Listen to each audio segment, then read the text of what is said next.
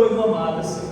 Ô Pai, venha falar do teu fogo nesta noite para dar honra e a glória do teu nome. Ô Senhor, em nome de Cristo Jesus, aqui te orando, te agradecendo em nome de Jesus. Amém.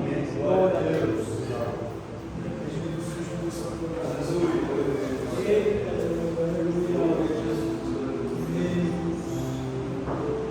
Boa noite, amados irmãos, que a graça do nosso Deus esteja conosco nesse momento tão santo, tão solene.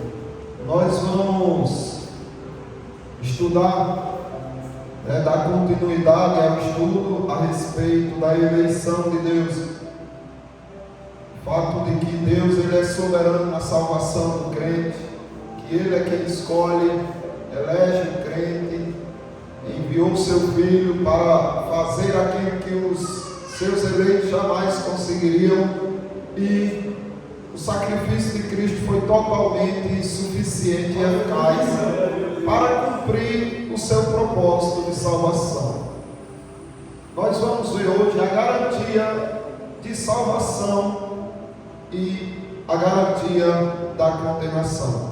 Garantia de salvação para o crente, para o cristão genuíno, e garantia de condenação também para aqueles que não são escolhidos de Deus, que não são cristãos e vão morrer nessa condição.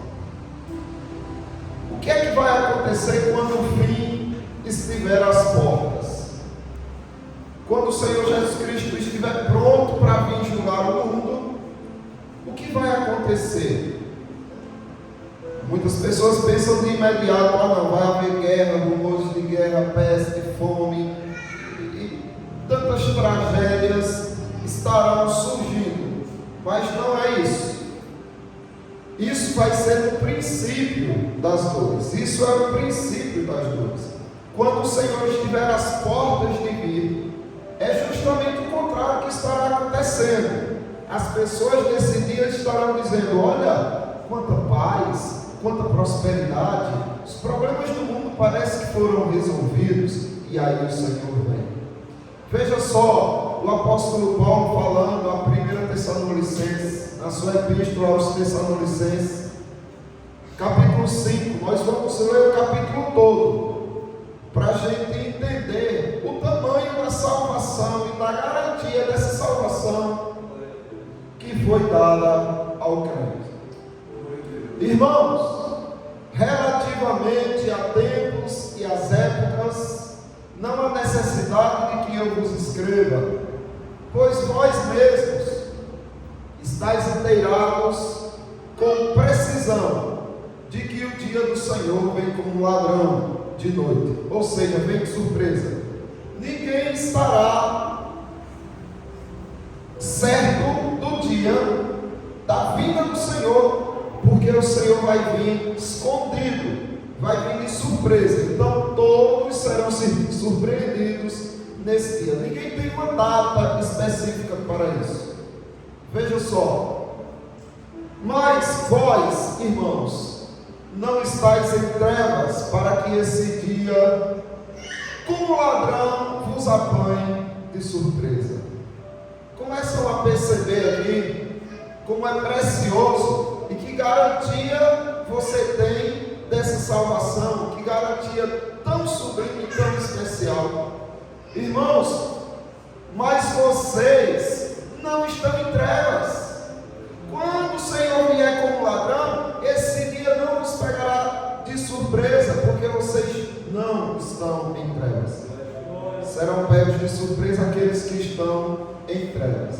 Então é uma garantia do Senhor. E por que você não está em trevas? Veja só, porque você faz parte de uma família de luz. Todos vocês que creem em Cristo são filhos da luz. Então é impossível que as trevas prevaleçam contra a luz. Então vocês jamais serão pegos de surpresa. Porquanto vós todos sois filhos da luz e filhos do dia. Nós não somos da noite nem das trevas. Então a vida vida do Senhor é motivo de regozijo, de alegria, de conforto, de segurança. O crente dele sempre tem que estar dizendo: Maranata, Senhor, vem logo, Senhor.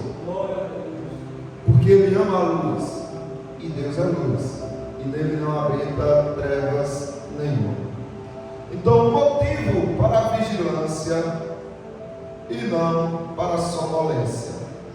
Ah, não, porque esse dia não vai me pegar de surpresa, então eu vou viver de forma relaxada. Não, ao contrário.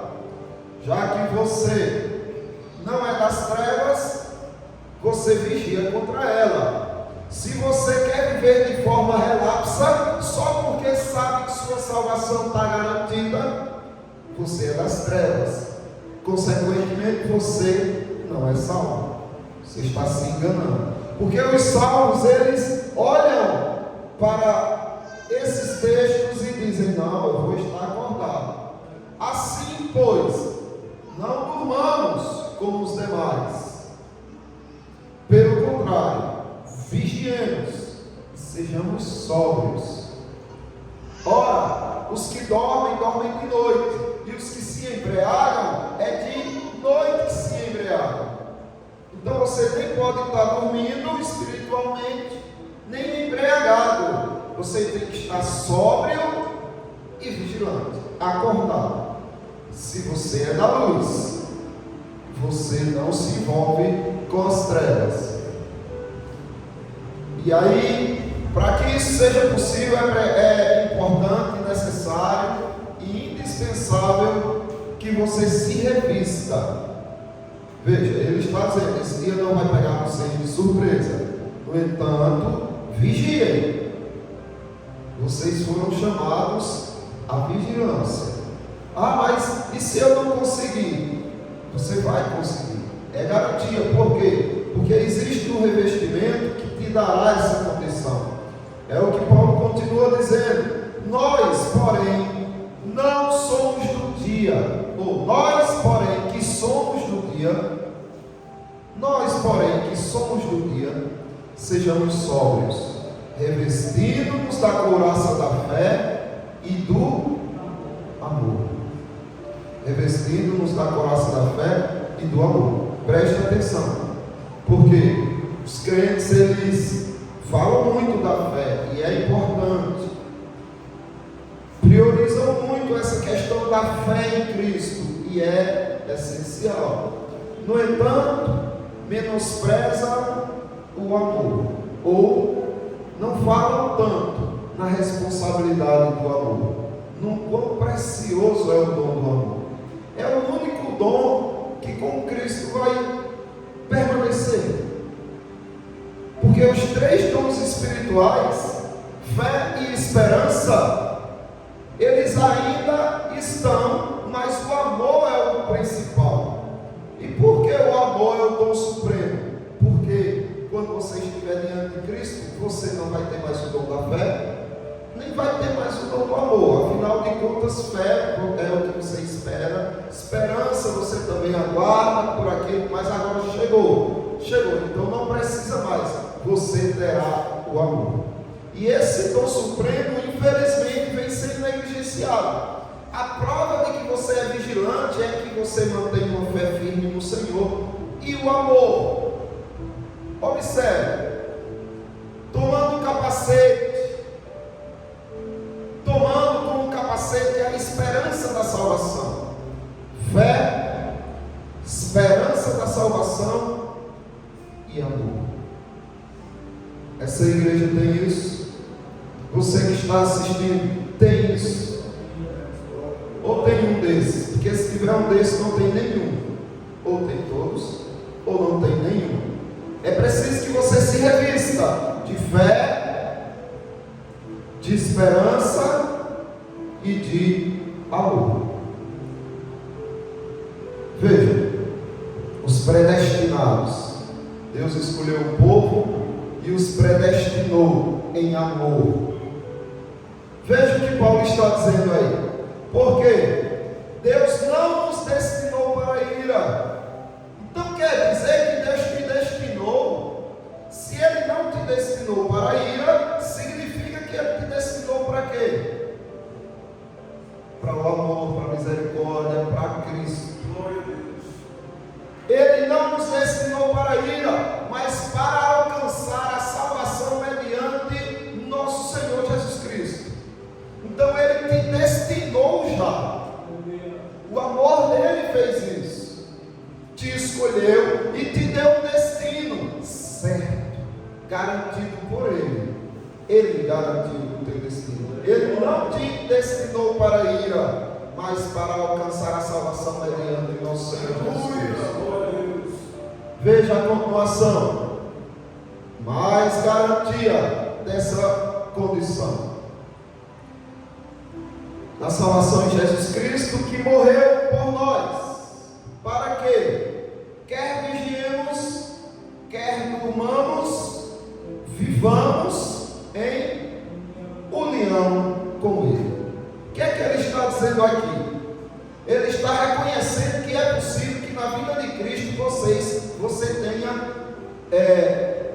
vacilado, você tenha tropeçado, você tenha caído. E quando Cristo chegar, e você foi escolhido por Ele, predestinado para a salvação em Cristo, me diga, quando Ele chegar, porque você caiu justamente naquele momento, Ele vai te deixar para trás? Não. Que morreu por nós, para quê? Para quer você esteja vigiando, quer esteja dormindo, você vive em união com Ele. Aí Ele diz: não fique para você com essa palavra apenas. Consolai-vos, pois, uns aos outros. Consolem-se uns aos outros. E aí Ele diz mais: edificando-vos reciprocamente, como também estáis fazendo. Graças a Deus que os tessalonicenses estavam agindo assim. Mas mesmo assim Paulo diz: continuem, edificando uns aos outros, consolando uns aos outros. Mas é isso que se vê na igreja. Você vê irmãos preocupados em consolar, em confortar, em edificar o outro. Ou muitas vezes se vê cara fechada, intriga, discórdia, sentimentos de superioridade, amargura. O que é que você enxerga na igreja?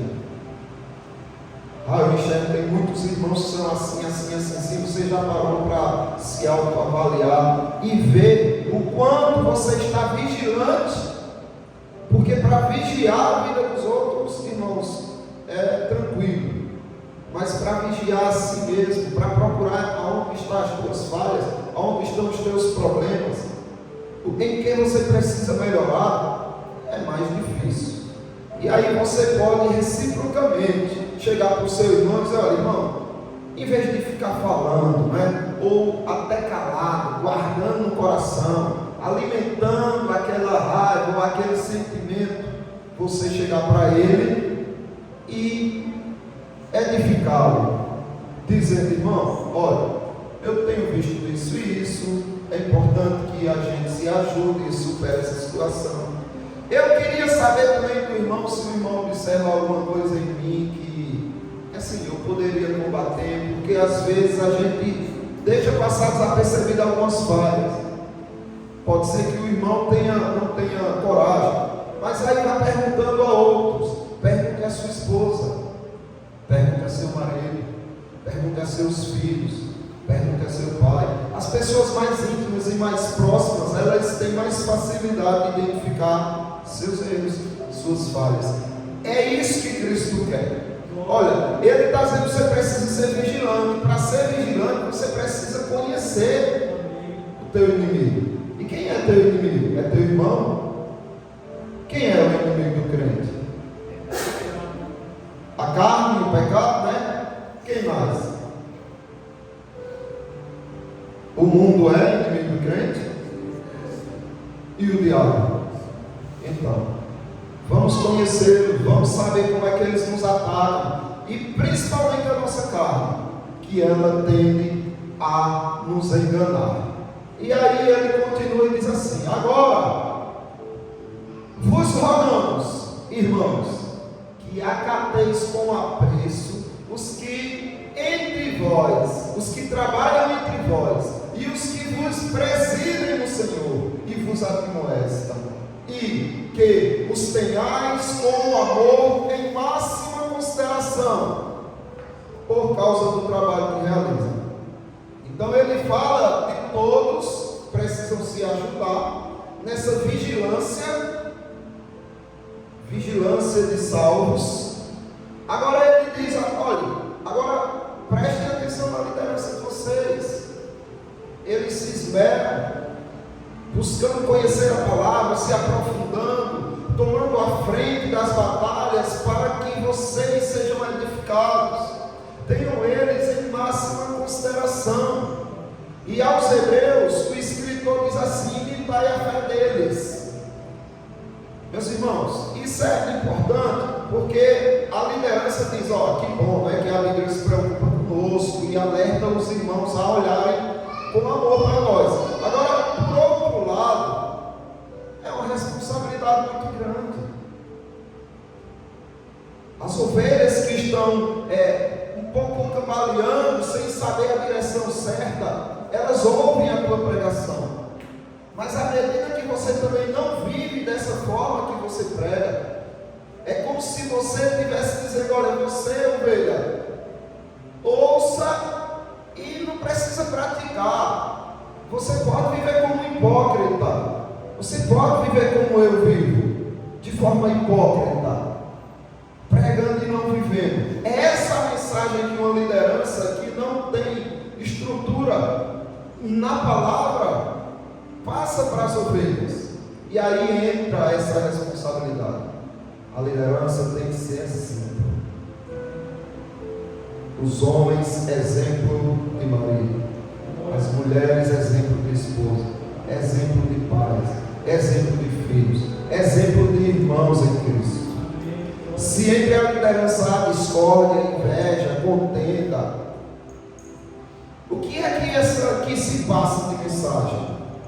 Vocês também não precisam ser unidos, nem nós somos. Então é importante que a liderança tenha esse sentimento de que eu preciso me unir. Nós, entre nós, precisamos ser unidos, para quando a gente pregar, além deles ouvirem, eles verem como se vigia, como se serve ao nosso Senhor.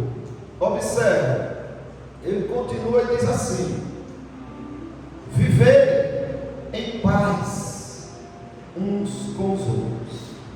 A Bíblia diz assim: se possível, em alguma epístola, se possível for, vivei em paz com todos os homens. Referente à igreja, não diz se possível for.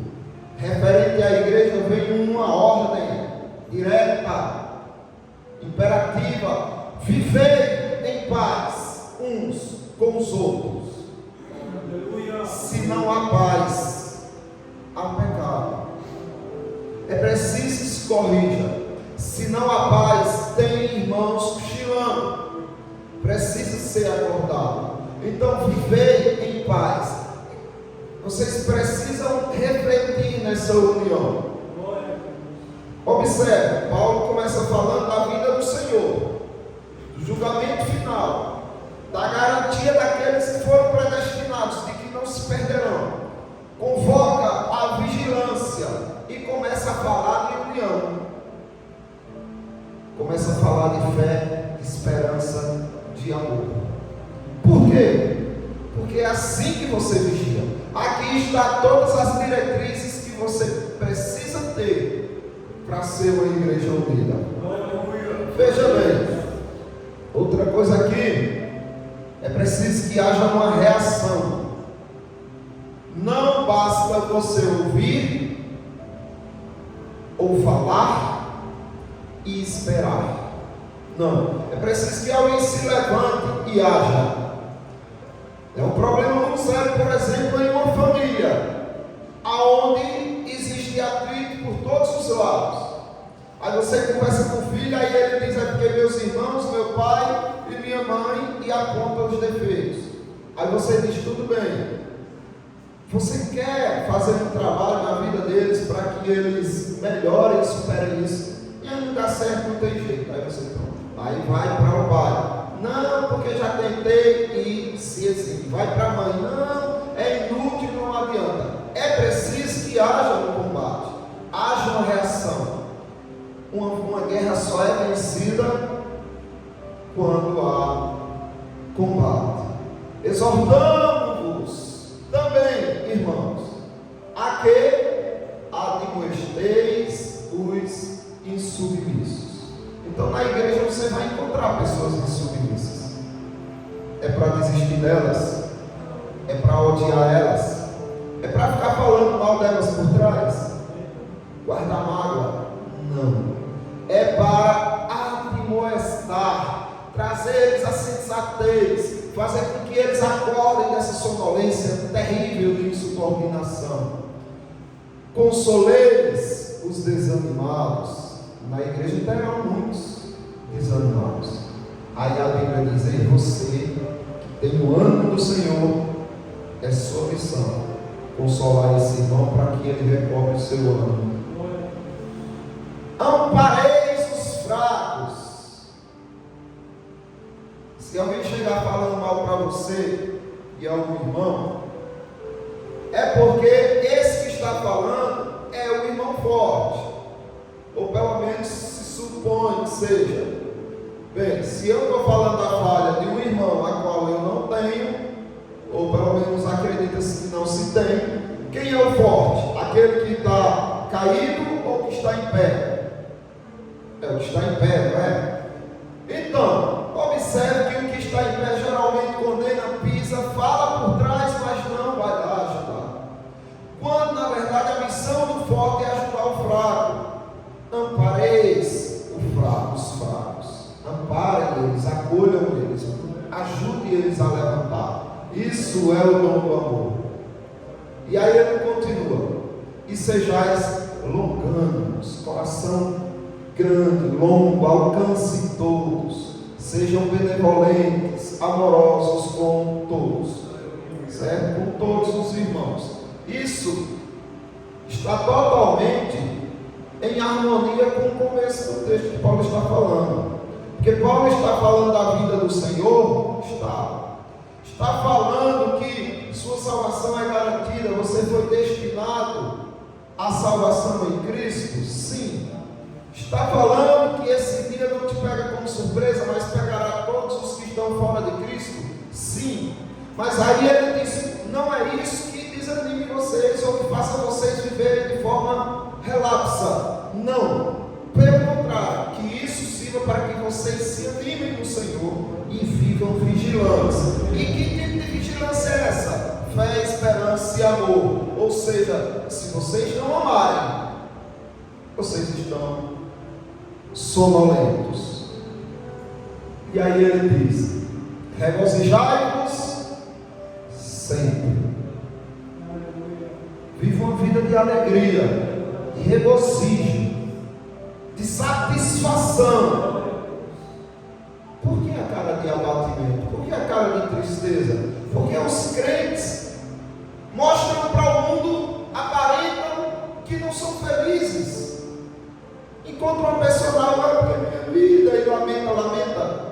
Não, escolha irmãos que sabem aconselhar, acolher e aconselhar, para que você desabafe. E aí você receberá uma resposta vinda das Escrituras, porque esse irmão vai falar de Deus para você, e você vai recobrar seu ânimo. Mas viver abatido, não, é isso que o Senhor ordena: regozijai-vos sempre. Agora, isso é possível em meio a tanta tribulação, contas para pagar, aperto, dificuldades, doença. É possível regozijar-se sempre? É ou não? Sim. Se ele está mandando, é. Agora, quando é que você consegue se regozijar no Senhor? Quando você conhece as Escrituras, quando você conhece o seu Deus. Não tem como você não se alegrar. É impossível. possível um cristão que conheça profundamente o Deus dele não viver cheio de alegria do Espírito. Se não há alegria, falta profundeza de Deus na vida desse. Observe: orai sem cessar. Quer desabafar? O melhor lugar para desabafar é o seu quarto trancadinho lá de joelhos. Ore sem cessar. Levante-se andando, orando, trabalhando e orando. Ore sem cessar. O que Paulo está dizendo aqui, olha, você tem que buscar.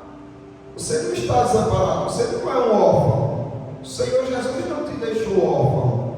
Ele enviou o Consolador.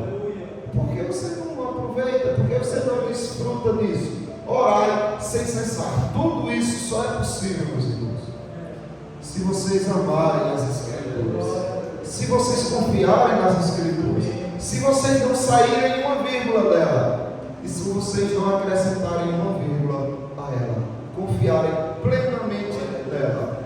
Veja só o que Paulo diz: em tudo dai graças, porque essa é a vontade de Deus em Cristo Jesus para convosco. Isso aqui está relacionado a quê? A fé, esperança ou amor? Se você for olhar para os três, não é? Mas para você dar graça por uma coisa ruim, você precisa de quê? Fé. Você precisa de fé. Meu Deus, está acontecendo tanta coisa ruim. Aí você diz: eita, mas eu lembro, o meu Deus diz que tudo contribui para o meu bem. Obrigado, Senhor, por esse mal. O Senhor me deu, agora o Senhor está tirando. Bendito esse Deus a quem eu sirvo. Percebe que você pode dar graça por tudo.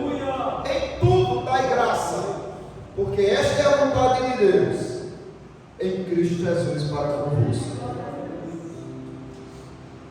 Só basta não fugir da palavra, não ignorar a palavra, não desprezar a palavra do nosso Deus. Veja só o que ele diz: não desprezeis as profecias. A base de tudo é isso. Se você despreza as profecias, você despreza tudo que nós ouvimos até agora. Não, mas tem uma parte que eu gosto, tem outra que eu não gosto. Está desprezando. Não, mas eu gosto de algo a mais. Está desprezando. Ou não foi isso que o apóstolo João, na sua visão em Apocalipse, quando está encerrando o livro, disse? O que acontece com aquele que tira algo das Escrituras? Vamos para esse texto, Apocalipse, capítulo 22,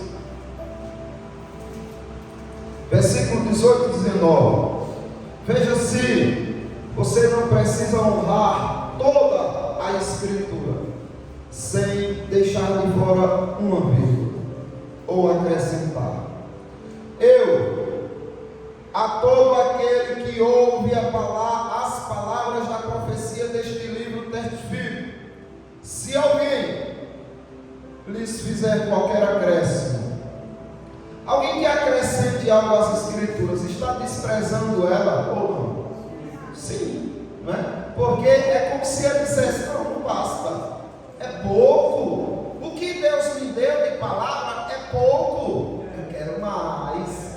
E aí acrescenta: aquele que fizer qualquer acréscimo às palavras da profecia desse livro, testifico: se alguém lhes fizer qualquer acréscimo, Deus lhes acrescentará os flagelos escritos neste livro.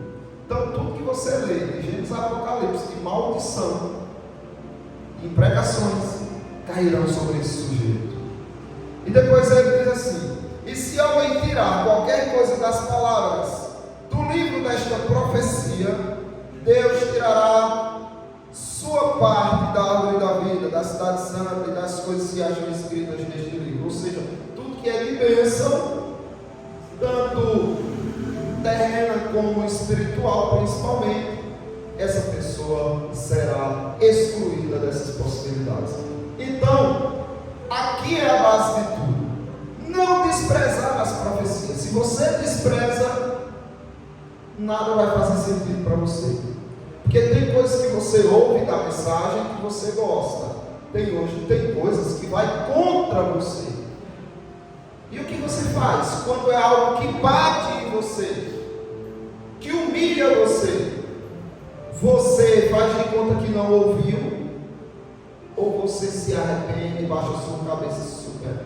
Porque isso é respeitar as Escrituras, amar as profecias.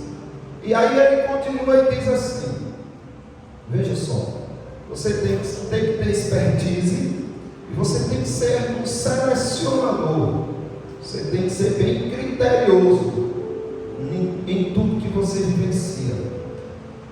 Julgai todas as coisas, mas tem que fazer o quê? Reter o que é bom.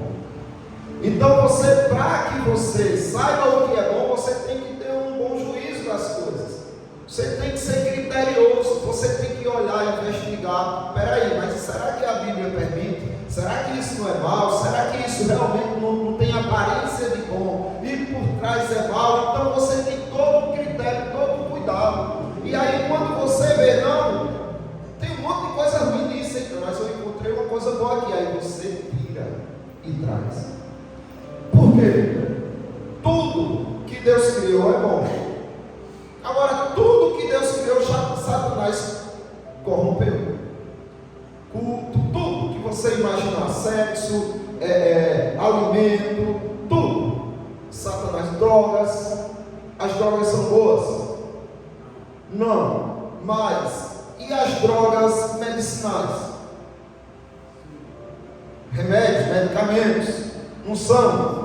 Mas Satanás corrompe botando na cabeça da pessoa, toma sem instrução médica, ou usa para te drogar, ou para que você tire sua própria vida. Tudo que Deus criou é útil e bom. No entanto, todas essas coisas Ele corrompe, inclusive até a religião, até a adoração a Ele mistura para que a mente das pessoas se pervertam e façam mal. Então a sua missão é discernir, é sair julgando, vigilante, procurando assim, onde está o problema? Opa, tem um problema aqui.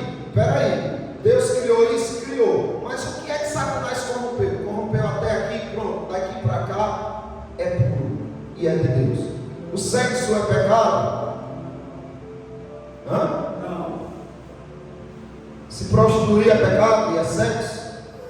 Sim, mas observe, o Deus criou o sexo para o casal, né? Homem e mulher se casam e o sexo é abençoado por Deus. Satanás pega o mesmo sexo e corrompe, fazendo prostituição, adultério e tudo que não presta. Observe que o trabalho de Satanás é isso: corromper o sagrado, profanar o sagrado. E aí você tem que ter expertise e saber selecionar e dizer: não, aqui não é pecado, mas isso que está envolvido é pecado. E aí você vai tirando de perto e selecionando, tomando para si só o que é bom. Isso é ser vigilante e prudente.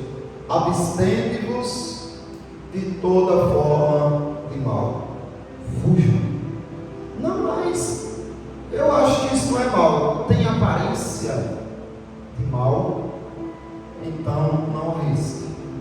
Fuja, sabe? Se tire esses laços. Eu não tenho certeza se é mal, saia. Só quando você tiver certeza que é bom, volte. Mas se não tem certeza que é bom, fuja dessa aparência de mal. O mesmo Deus de paz vos santifique em tudo, e o vosso espírito, alma e corpo sejam conservados íntegros e irrepreensíveis na vida do Senhor Jesus Cristo. Então tenham consciência que vocês são dependentes de Deus, certo? Que é Ele quem santifica o seu povo, quem conserva o seu povo íntegro até a vinda do Senhor Jesus Cristo. Fiel é o